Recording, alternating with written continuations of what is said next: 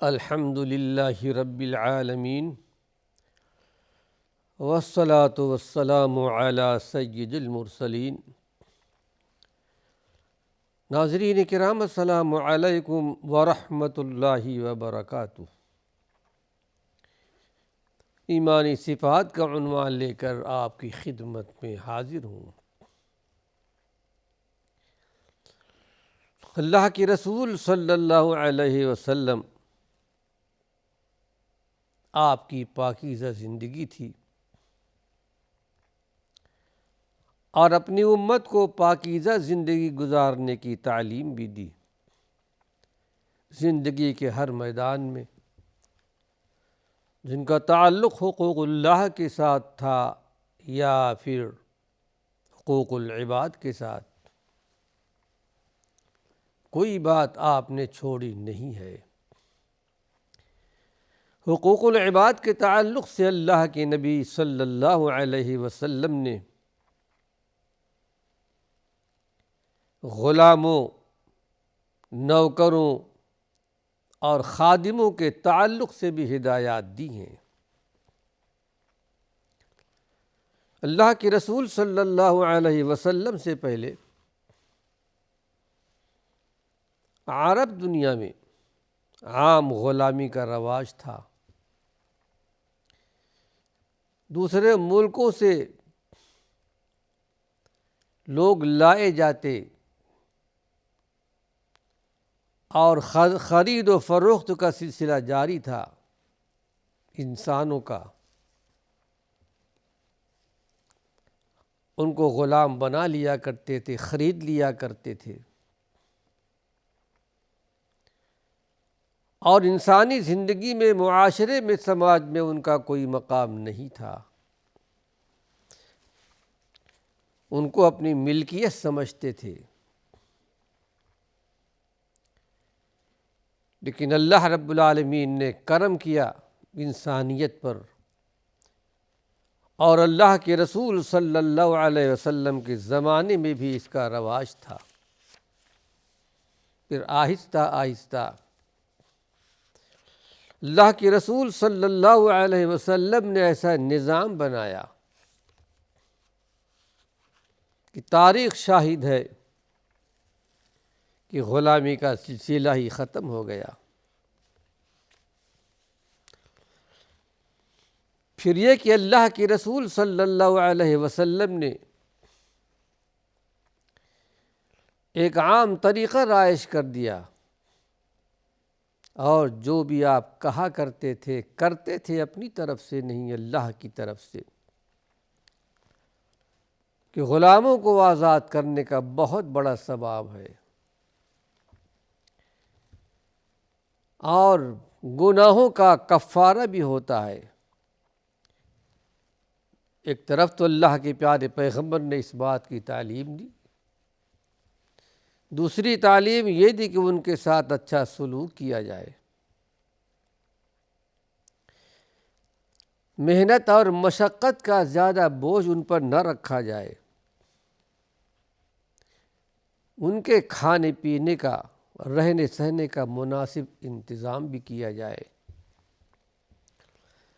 بلکہ اس بات کا بھی حکم دیا جو خود کھاتے ہو ان کو کھلاؤ، جو پہنتے ہو ان کو پہناؤ، غلاموں پر کوئی ظلم و زیادتی نہ ہو۔ پھر تاریخ شاہد ہے کہ ان ہدایات اور تعلیمات کے بعد ان کی دنیا ہی بدل گئی۔ غلاموں کو آزاد کرنے کا سلسلہ شروع کیا گیا۔ پھر ان میں سے ہزاروں، لاکھوں ایسے غلام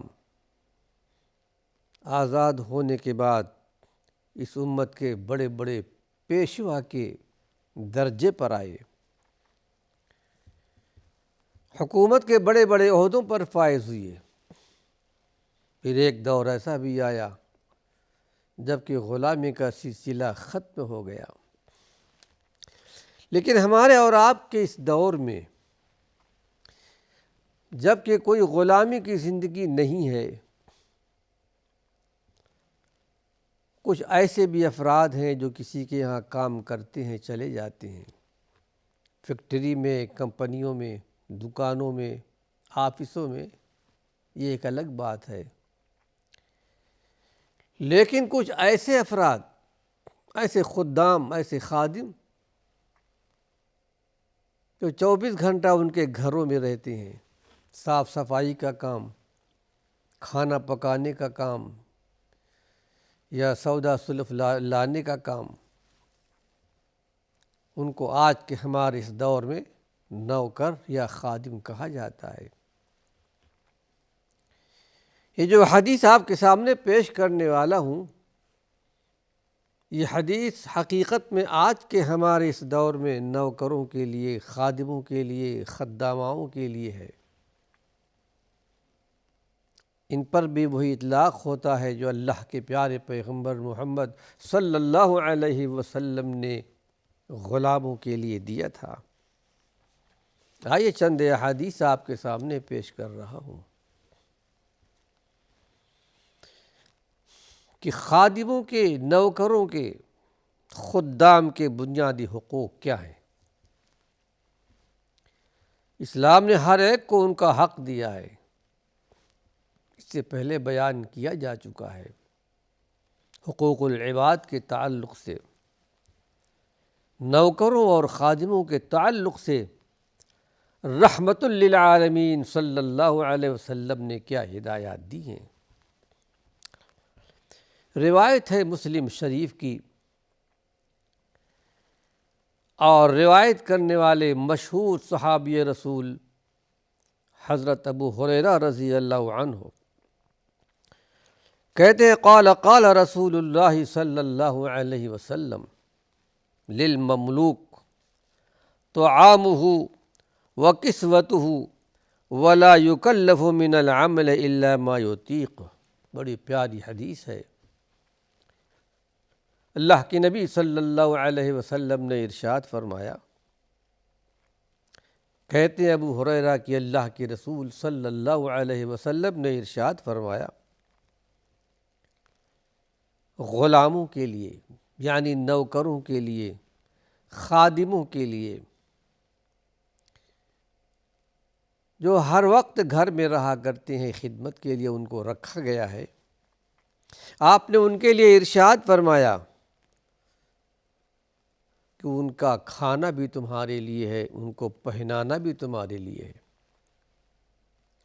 کھانے کی ذمہ داری بھی تمہاری ہے، کپڑوں کی ذمہ داری بھی تمہاری ہے، رہائش سکن کی بھی ذمہ داری تمہاری ہے۔ لیکن دیکھنا، ایسا کام مت دینا جو ان کی طاقت سے باہر ہو۔ ہر خادم کی الگ الگ اپنی ایک طاقت ہوتی ہے، ان کی بساط کے مطابق، ان کے طاقت کے مطابق ان سے کام لینا۔ آپ رحمت للعالمین تھے پوری کائنات کے لیے۔ تو غلاموں کے لیے، نوکروں کے لیے، خادموں کے لیے ان کا حق یہ ہے، ذمہ داری ہے کہ ان کو پیٹ بھر کر اچھا کھانا دیا جائے، کپڑا دیا جائے۔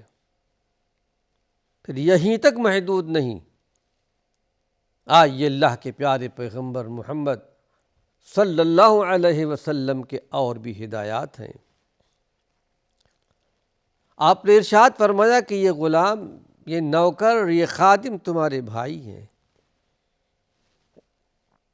ان سے برادرانہ سلوک کرنا چاہیے۔ سب آدم اور حوا کے بیٹے ہیں، ایک ماں باپ سے پیدا ہوئے، سب ایک دوسرے کے بھائی بہن ہیں،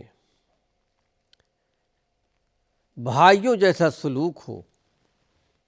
آج یہ حدیث پیش کرتا ہوں، روایت ہے ابو ذر غفاری رضی اللہ عنہ، یہ قال رسول اللہ صلی اللہ علیہ وسلم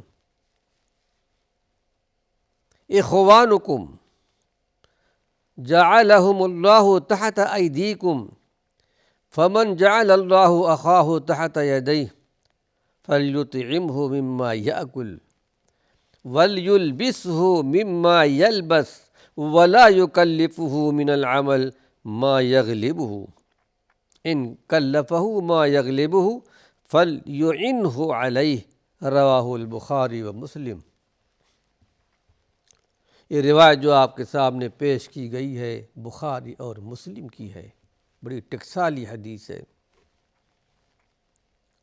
آپ نے ارشاد فرمایا خدام کے لیے، نوکروں کے لیے، اخوانکم، یہ نوکر، یہ خادم تمہارے بھائی ہیں، بھائی قرار دیا گیا۔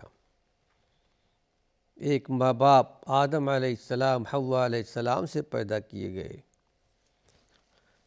جعلہم اللہ تحت ایدیکم، اللہ رب العالمین نے ان کو تمہارے زیر دست یعنی محکوم بنایا ہے، تمہارے ماتحت کر دیا ہے، تمہارے پاس کام کرتے ہیں۔ فمن جعل اللہ اخاہ تحت یدیہ، اب جب اللہ رب العالمین نے کسی کو تمہارے ماتحت کر دیا ہے، تمہارے پاس کام کرنے والے، یاد رکھو فَلْيُطْعِمْهُ مِمَّا يَأْكُلُ، اپنے گھر میں جو تم کھانا کھاتے ہو وہی کھانا اپنے ان بھائیوں کو بھی کھلاؤ۔ ایسا نہیں کہ تم مالدار ہو، اہل ثروت ہو، تمہارے لیے تو اچھا کھانا بنے، نوکروں کے لیے دوسرا کھانا بنایا جائے۔ ایسی مثالیں آج دنیا میں ملتی ہیں۔ جو تم کھانا کھاتے ہو وہی کھانا اپنے بھائیوں کو بھی کھلاؤ، نوکروں کو بھی، خادموں کو بھی کھلاؤ۔ جو کپڑے تم پہنتے ہو وہی کپڑے اپنے خادموں کو بھی پہناؤ،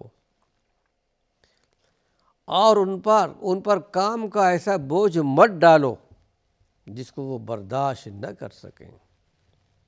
ان کے طاقت کے مطابق ان سے کام لو، لیکن کبھی کوئی ایسا کام آ جائے، بڑا کام، ہیوی کام آ جائے،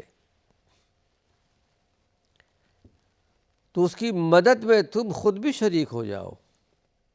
کوئی بوجھ اٹھانا ہے، کوئی ایسی چیز جو اکیلے آدمی کام نہیں کر سکتا، اٹھا نہیں سکتا، ایک جگہ سے دوسرے مقام پر منتقل نہیں کر سکتا، تم کو چاہیے کہ اس کا ساتھ دو۔ اللہ کے پیارے پیغمبر محمد صلی اللہ علیہ وسلم نے ان کو بھائی قرار دیا ہے۔ اس تعلق سے حقیقت میں تمہارے ساتھ کام کرنے والے، تمہارے گھر میں کام کرنے والے جو غلام ہوں، نوکر ہوں، خادم ہوں، وہ بھی تمہارے بھائی ہیں۔ آئیے اور ہدایات ملتی ہیں خادموں کے لیے۔ وہ چاہے روزانہ کام کر کے چلے جاتے ہوں، ان کے ساتھ بھی اچھا سلوک کیا جائے، ایسا کام دیا جائے جو ان کی طاقت کے مطابق ہو۔ نوکر جو کھانا بناتے ہیں، بہت سے گھرانے ایسے ہیں جن کو اللہ نے دولت دی ہے، مال و دولت سے نوازا ہے، گھر والے کھانا نہیں پکاتے، نوکر سے، نوکرانی سے کھانا پکواتے ہیں، اس میں سے ان کو ضرور کھلایا جائے۔ اس میں ذرا اور وضاحت ہے۔ یہ روایت بھی مسلم شریف کی ہے، وہی روایت کرنے والے حضرت ابو ہریرہ رضی اللہ عنہ ہیں۔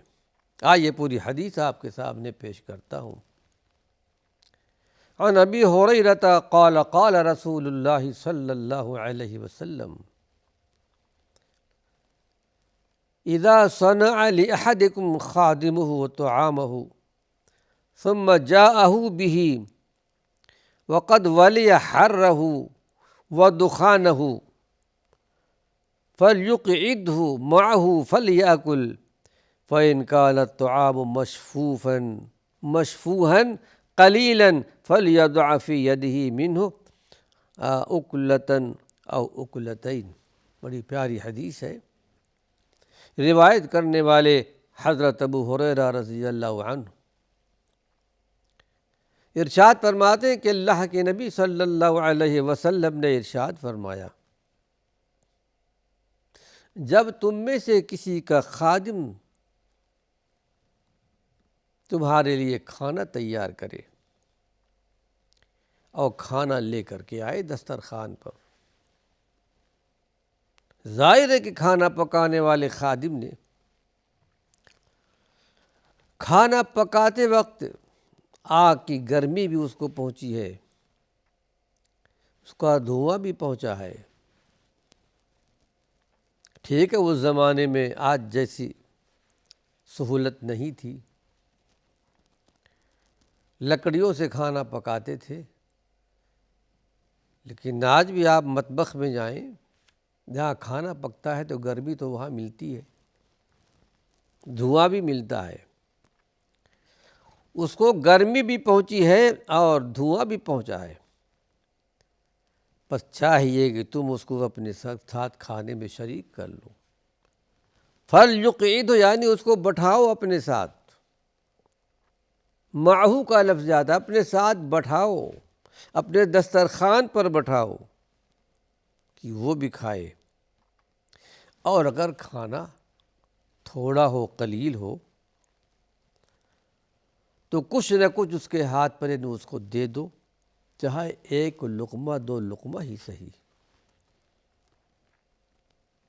اللہ کے پیارے پیغمبر کتنے رحیم و کریم تھے، رحمت للعالمین تھے۔ اللہ کے پیارے پیغمبر نے ہر ایک کا خیال رکھا، ہر ایک کے حقوق کو بیان کر دیا۔ ناظرین کرام، وقت ختم ہو چکا ہے، اللہ نے چاہا اس عنوان سے کچھ اور مفید باتیں اپنے آئندہ درس میں پیش کروں گا۔ وآخر دعوانا ان الحمد للہ رب العالمین۔